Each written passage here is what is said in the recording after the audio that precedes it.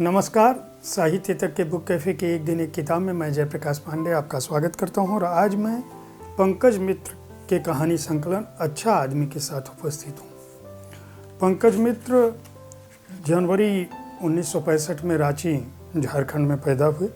भागलपुर विश्वविद्यालय से उन्होंने स्नातकोत्तर किया और विनोबा भावे विश्वविद्यालय से अंग्रेजी साहित्य में पीएचडी किया।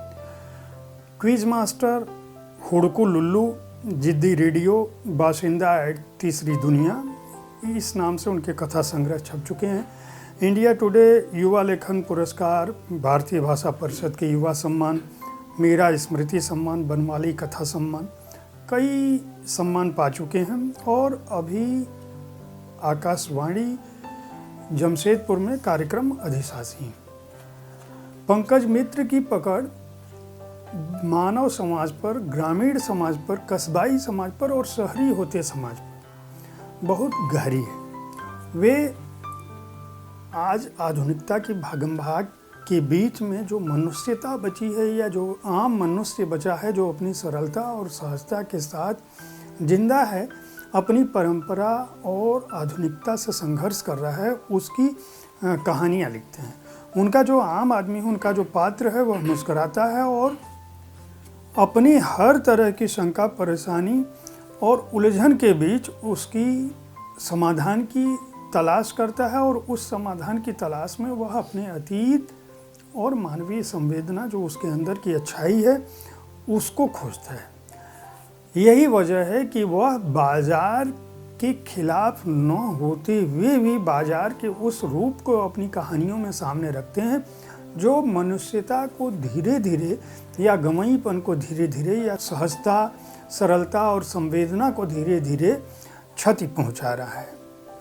और वे कहते हैं कि हमारा जो भी अहंकार, राजनीति, सामाजिक अनैतिकताएं हैं या नौकरशाही की उठापटक है, वह सब कुछ कहीं न कहीं धन लिप्सा से प्रेरित है और हमारी आधुनिकता हो, हमारा विकास हो, हमारा जो भी तरक्की के जितने भी उपादान हैं, उन सब के पीछे कहीं न कहीं बाजार की धन लिप्सा है।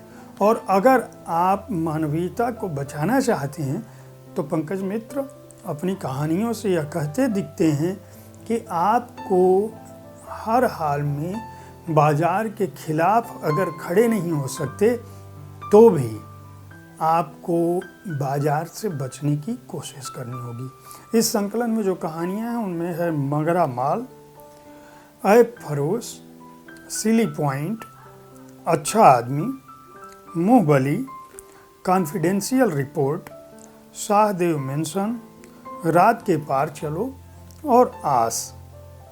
ये कुल 9 कहानियां हैं जो अपने अलग अलग स्वरूप को लिए हुए हैं। जैसे अगर मान लीजिए पहली कहानी मंगरा माल को ही लें तो वो कहानी एक बड़े मॉल पे है जहाँ अलग अलग मूर्तियाँ बनी हुई हैं। उन मूर्तियों को देखकर, पत्थर की उन मूर्तियों के साथ जो विकसित होते, मतलब महानगर बना, दिल्ली, मुंबई, चेन्नई के मॉल नहीं बल्कि रांची, पटना या ऐसे दूसरे शहरों में बने हुए जो मॉल हैं, वहाँ पे जो आगंतुक हैं वे उन मूर्तियों के साथ क्या करते हैं, उन मूर्तियों के बारे में कैसे खबर छपती है, वहाँ पे जो मॉल के आसपास मूर्तियाँ बनाई जाती हैं उनका उस मॉल से क्या मतलब होता है। किसी की ज़मीन होती है, किसी का खेत होता है और उसके नाम पर चीज़ें स्थापित हो जाती हैं और उसके साथ वहाँ की आम जनता क्या करती है, बहुत लोगों को पता भी नहीं होता कि वह किस तरह का मॉल है। दूसरी ऐसी ही कहानी एक प्रोफेसर साहब की है जो अपनी पढ़ाई लिखाई के बीच अपने अतीत के आदर्शों के साथ साथ अपने वर्तमान के एकाकीपन से या अपने ज्ञान के प्रभाव से ग्रसित होते हैं।